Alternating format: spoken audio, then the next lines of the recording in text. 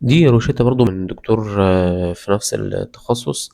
بيبقى طالب فيها التحاليل دي، أو بتبقى برضه مشهورة مع دكاترة الجراحة. دي حاجة اسمها pre-operative panel أو check up، تحليل ما قبل العمليات. بيطلب فيها الدكتور دايما يطمن على صورة الدم CBC، وده حاجة اسمها السيولة INR.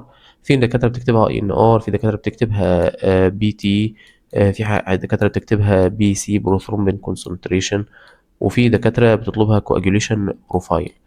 التحاليل اللي بعد كده بتبقى يوريا وكريات أو وظائف الكلى، وتحليل فيروسات علشان يطمن إن مفيش حاجة هتتنقل كإنفكشن، HCV و HBV. دي يوريا وكريات، ودي HCV و HBV. وتحليل سكر علشان التخدير برضو بيطلب تحليل سكر. اللي بعد كده ده رسم قلب وعرض باطني، دي بيبقى مطلوبة حاجة اسمها تشيك اب للتخدير.